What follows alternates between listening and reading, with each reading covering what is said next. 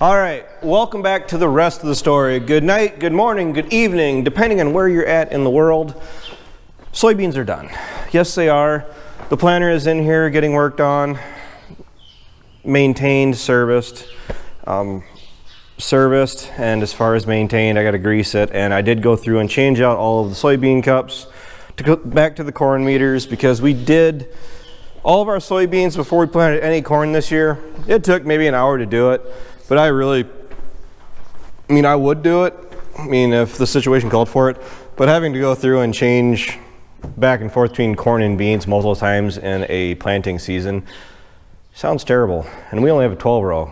I couldn't imagine really doing that with a 24 row or a 36 row or a 48 row. But first and foremost, because somebody's going to ask, where is the Kuhn drill?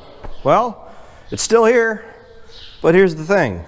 I'm not pulling that drill across rough pasture ground, and that's exactly why I got this out, because back when we had that bulldozing done, he did some of our pasture ground, and I wanted to go through and get it seeded down because it's a small pasture.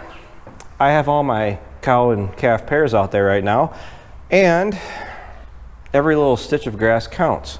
So what did we do with the extra soybeans that were in the boxes? Well, normally, they can go a couple ways. A, when you get done with soybeans, and luckily enough you're able to get the field done and not be short on beans. We were by 8 bags, by the way, but you still have beans left in the planter. So what I do most of the time is I turn the monitor, the rate control or the row shutoffs off, so they just continuously plant as long as it's in the ground. And I will go back across the strips, offset my rows by 10 or 15 inches, and I will do some inner planting, some 15-inch beans as opposed to the 30-inch beans, just to run it out, because last year, because it was such a big panic to try to get done doing everything that we were doing, it's been a little bit more laid back this year, maybe more than it should be. But as far as the weather goes, we just had a bunch of rain. It was raining when I started this video, if you guys didn't hear, but it already quit. Now yesterday, we weren't done. Yesterday morning, I got about 10 acres in of the last 70 acres to plant yesterday. I got rained out at 10 a.m.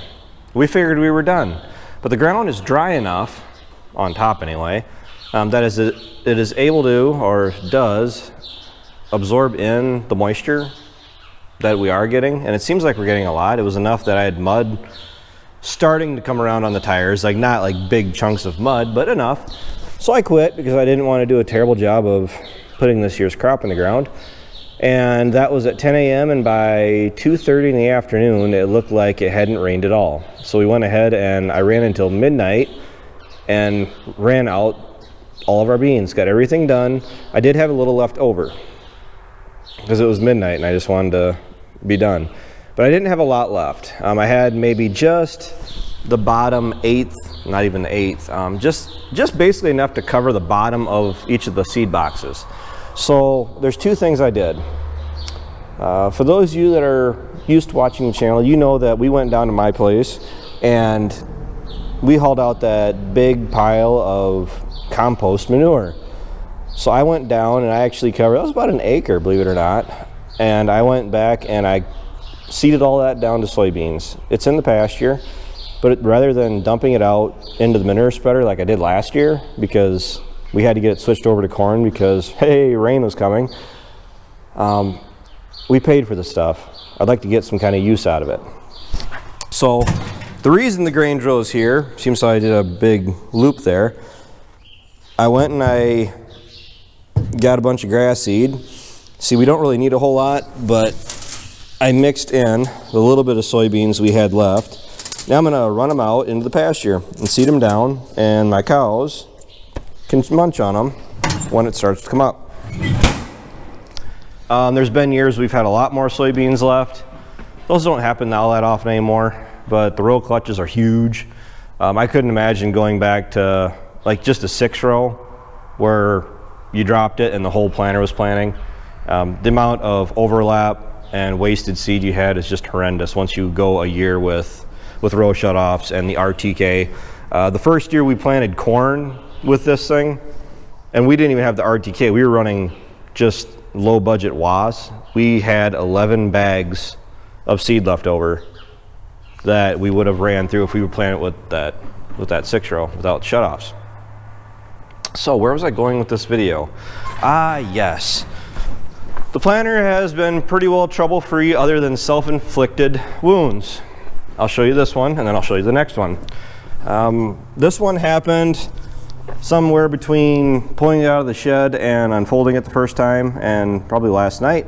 But if you guys see, we have one of these seed firmers here, which all of our seed, our corn seed, when we put fertilizer down, it gets applied directly to the seed. You can't see it now because it's all covered up.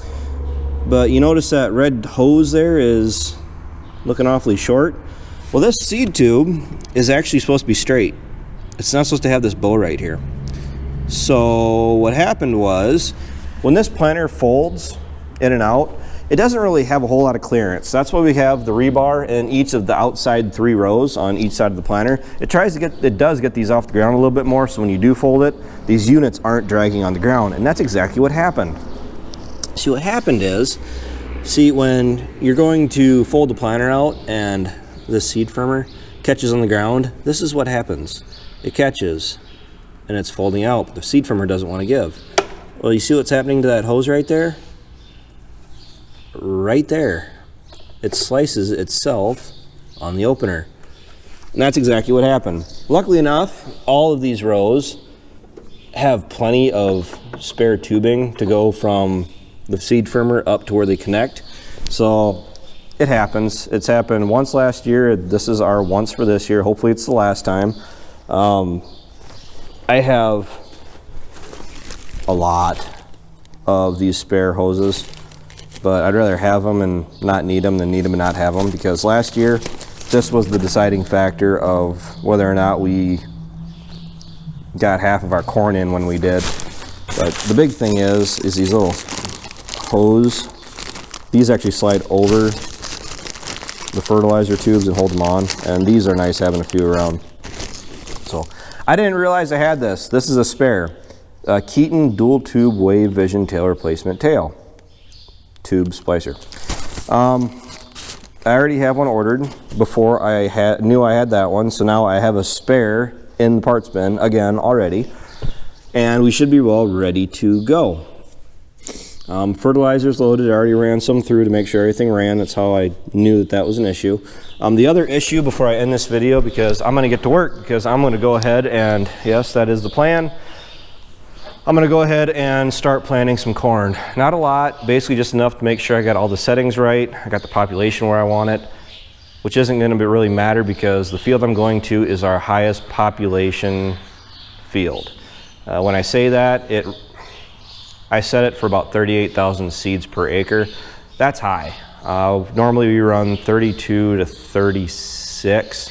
32 to 34 covers a lot of it. The home farm here will be 36,000. The stuff that I'm going to, it's highly managed. It gets the fertilizer, it gets the in-season nitrogen, it gets cultivated. It'll get fungicide if it needs it. It's also my highest yielding. Last year it was our highest yielding corn by about 25 to 30 bushels. So managed highly. It cost me a little bit extra to get that extra yield, but it also did, cost versus yield was definitely worth it. So last night I had an issue, and the issue is this shiny new part with the shiny new paint on it. As you can tell, this planter actually needs a nice wax job is what it needs. I haven't had a chance to wash it. 3rd year running where I haven't had a chance to actually go through and get everything, well, 3rd year running where we are trying to work on other things around the farm, and then all of a sudden it's, you should have been planting 3 days ago. You should almost be done. It's not literally how it goes, but it sure feels like it. So what happened was the planter was sitting back in the shed. I had already worked on it the other day. It was ready to go. I worked on it the night before. I had it all greased, and all I had to do was hook the tractor up to it and go. And that's literally what happened. I didn't get a chance to wash it. I didn't get a chance to wash the tractor. Slightly annoying, but let's face it, guys, in the grand picture of everything, having the tractor all nice and shiny and sparkly and waxed up isn't gonna affect yield whatsoever. It more or less bothers me because I did want it cleaned off before we started planting, but eventually it would look like this anyway. So I guess it is what it is. But last night when I went down to my place to finish planting beans, I forgot. I wasn't in a hurry. I was actually pretty calm. It was like 8:30, 9 o'clock. Sun was still out. And we were on the downhill slope of getting done with planting beans. So you take your time, you try not to rush, because that's when things will grenade on you. What I forgot to do, I went and did everything else. I took the rebar out, I took the bungee strap out, because there's a bungee strap right there that actually holds up the Keaton seed firmer on that row, and on row number 3 over there, or no, row number 9, 10. It keeps the tube up because those 2 rows actually hang the lowest when you're going in and out of fields and all that. Rebar, bungee strap, the locking mechanism there that actually locks up the flexing part of the planter. I flipped all my levers and everything. Put in the pin on that side, but I did not put the pin in over here. Slightly annoying, but the reason I'm okay with it is the fact that it didn't shut me down. The planter was folded out. Okay.